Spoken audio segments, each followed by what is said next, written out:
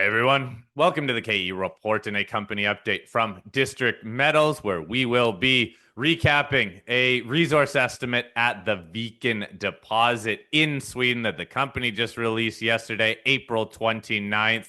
Now we can officially say this is the second largest uranium deposit in the world. A lot for us to cover within that news release. I am chatting with Garrett Ainsworth, President and CEO of District Metals.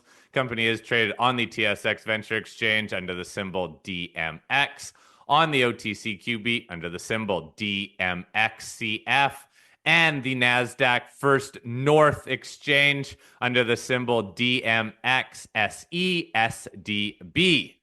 Okay, Garrett, let's talk about this resource. The last resource that was out on this deposit, historical resource, was released back in 2014. Now, with this resource, the headline even says you have 1.5 billion pounds of U₃O₈ at a grade of 161 ppm.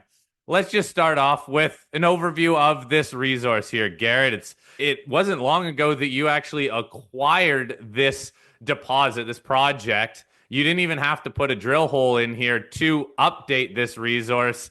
Explain to us what all went on here. Absolutely. Yeah. Yeah. Good to be on with you, Corey. So, it's very apparent the Viken deposit is very metalliferous. It is just loaded with, uranium, vanadium, all sorts of other critical and important metals, minerals, raw materials. But the last operator was Continental Precious Minerals. And in 2014, they were really focused on a very large mining scenario. And, our take is that that's not a good idea. And for a couple of reasons. You don't want to go too large because your CapEx goes way up. And then it's not so good for your social license if you're making a massive open pit. So you don't really want to do that. So they didn't bother to include other parts of the Viken property that had been drilled because it didn't fit into their massive open pit. So when we were working with the consultant, we said, hey, listen, we're looking at a smaller scale mining operation, for future economic studies. So let's include as many drill holes as we can, as long as they've got the appropriate spacing. It's a 300-meter spacing, I believe, for the inferred. It's 100-meter spacing for the indicated. And that's because the continuity of grade and thickness is so good. So obviously that's what helped bring the tonnage up very significantly from historical. And then also, metal prices were, I think, similar or maybe a little bit better than the last estimate. And then obviously metallurgy is being improved over the last 10 to 20 years quite significantly as well. So those are all factors that help really make this a very, very, very large mineral resource estimate. So what I'm seeing from that historical mineral resource back in 2014 is that the inferred resource grew about 44%. Indicated resource grew over 600%. You outline where a lot of that growth came from. Why don't we talk about what we can compare this to? This is the second largest uranium deposit in the world. What's the largest? How does it fit into the whole sector? Yeah, so the largest uranium deposit in the world is Olympic Dam. It's obviously a very different type of deposit. It's an iron oxide, copper, gold. I believe the grade of uranium in that deposit is anywhere from 200 to 400 ppm uranium. A lot of the values coming from the copper, obviously, and the gold. So that's the top dog in terms of uranium deposits. I feel like the alum shale is underneath all of the Viken property. So we could definitely grow it to be the size of the Olympic Dam deposit, but there's no need to really do that. So I think the most important thing is for us to stay focused on the sweet spots of the Viken deposit where the mineralized alum shale is as shallow as possible and where it's the thickest. And that will give us the best area for potential mining scenario of the alum shale. Quick comment on grade here. As I said, this overall resource coming in at an average grade of 161 ppm U₃O₈. One thing that I have heard is that this asset is viewed as generally a lower grade asset. What are your comments to that? Yeah, that's a really good point. And I mean, I come from the Athabasca Basin, which is the land of, the high grade uranium. So before I've always been quite biased on high grade, king is grade is king, whatnot. But when you start looking around globally at grades of uranium and you look at Southern Africa in particular, there's a heap of uranium deposits and uranium mines in Southern Africa that have been operated. There's been some very significant M&A. Like in 2007, Uranium was bought out for $2.5 billion US from Areva at the time, which is now Orano. And that was for the Trikopy uranium deposit. At the time, it was only 58 million pounds at a grade of 100 ppm. So that was less than the Viken deposit. And that was only uranium. So they didn't have the vanadium, the potash, the nickel, the molybdenum, the copper, the zinc, the list goes on with Viken. So that was 2007. And then 2012, Extract Capital was bought out for $2.2 billion by CGN, a Chinese state-owned nuclear power corp. 2.2, yeah, Australian dollars that was. And that was for 90% of what's called the U₃O₈ uranium deposit. I believe it's about a $500 million right now. The grade's is a little bit higher. It's about 480 parts per million. But again, it does not have any other metals or minerals that they recover from these uranium mines, such as the Viken. And I mean, a good exercise to run, and it's one that I can't do from a regulatory point of view, but is to basically do a U₃O₈ equivalent of the grade of the Viken deposit by adding up all the other metals that we've reported in our mineral resource estimate. And then that will give you a very interesting number that compares, again, very interestingly to what you see in Southern Africa. Let's talk about these other metals then, because within that resource, what you have vanadium oxide, molybdenum, nickel, copper, zinc, but then you also mention a number of other elements that could potentially be included if the work was done on those. What are you going to do there? What sort of work needs to be done? And will you be including, again, a whole other range of minerals and metals within another resource? So we need to stay focused because basically everything in the Viken deposit is elevated. Everything. Because essentially it was a black mud at the bottom of the ocean and it was sucking up ions, metal ions from the salt water and concentrating them within this black mud. But something that's really important to note is the previous operator, Continental, they did not do a full analysis of all the rare earth elements. And so we reported some rare earths in the mineral resource estimate, like yttrium and lanthanum and cesium, but there's many more that aren't included in the assay suite for the Viken deposit. So in any future work that we do, we'll probably go back to historical drill core, do some assaying, because there's two parts to why we would do that. When you dig up the rock, you crush it up, you're recovering value out of it. You might as well get as much as you can out of it to add more value to the project. But also, rare earths are very important strategically as critical raw materials. Many of them are. So, by adding that to the value of the Viken deposit, it really puts Viken as not just politically important, but strategically for Sweden and also for Europe. So that helps out in a lot of ways, which would probably include permitting. Okay, let's move into another, I think, big stepping stone that's coming, being economics, a PEA, preliminary economic assessment. You mentioned earlier that, look, you're not going to be looking at this as a mega pit, as the total resource size as it is now. You do want to look at, I guess, a smaller footprint, higher grade footprint, everything that goes into really tightening up economics, but also reducing just the overall size of what you're dealing with.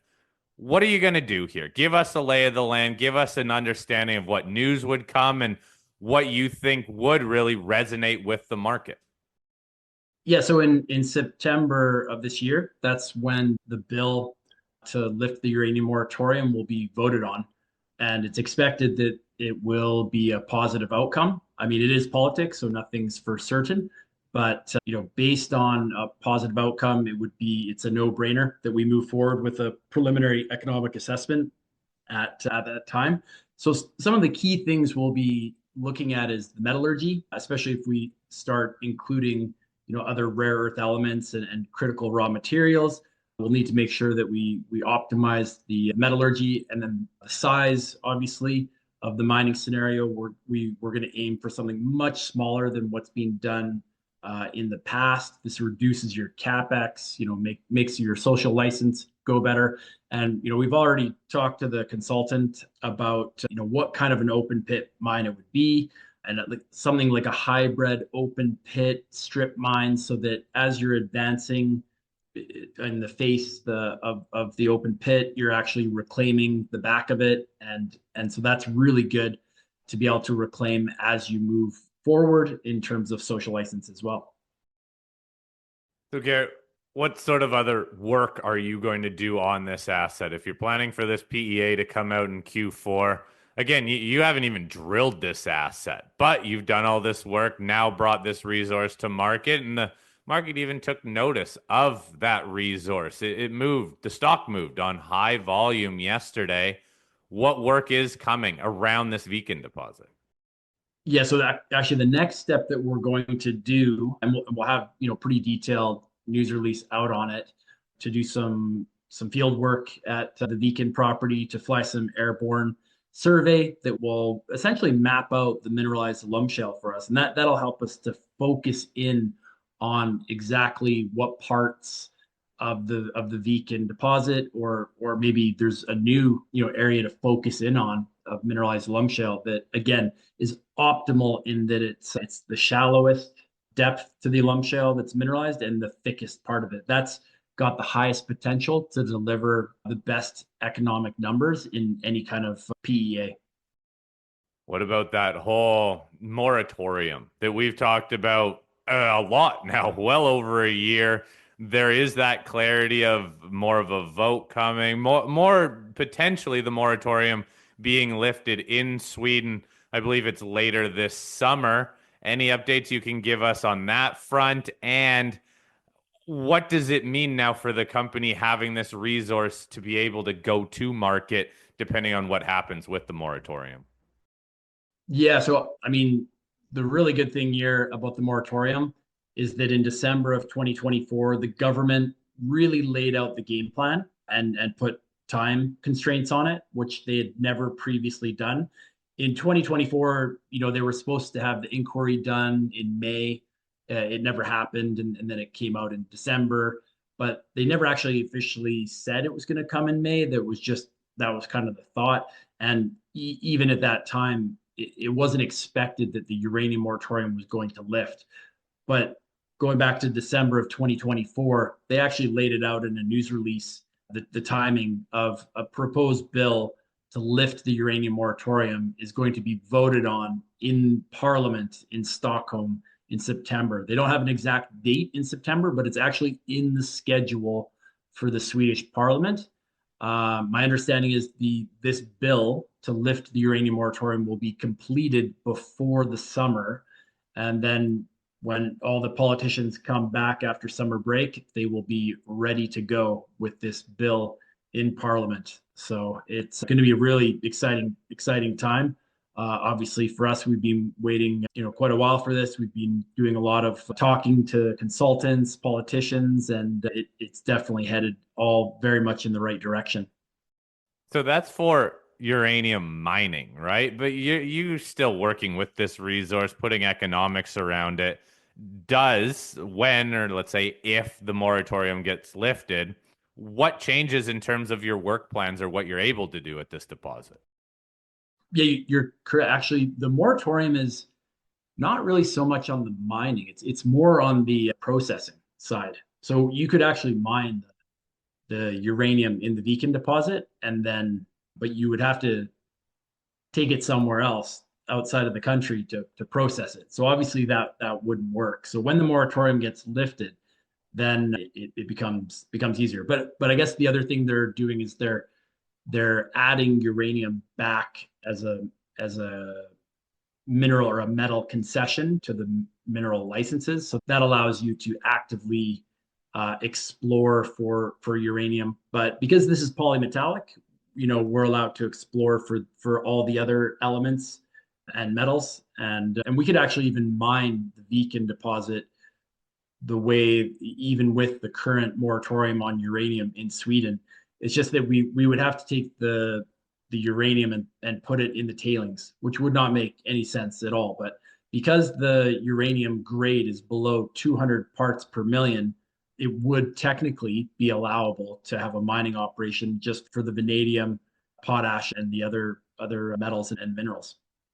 Garrett, before I get you out of here, anything else going on within your project portfolio, the energy metals or uranium projects, all within Sweden? We're looking at doing some field work on the other uranium projects this summer. Yeah, we'll have more details out on that. But yeah, we're not just sitting on our hands for sure. We've got a couple more scintillometers that we've acquired, so we're ready to go get out in the field this summer and yeah, basically get those advancing. Okay, Garrett, thank you very much for this update. Nicely done getting this resource out to the market. And as I said, the market took notice yesterday. Now we'll get to economics later on this year and some of the other work you can do at this project. Also, keep me up to speed on any of the other projects too and work that could happen there. I will post a link to the District Metals website in the show notes, so you all can click that link, learn a little bit more about the company, and send me any questions you have for Garrett. Garrett, thank you very much for the update today. I really appreciate it. Yeah, thank you, Corey. Have a good one.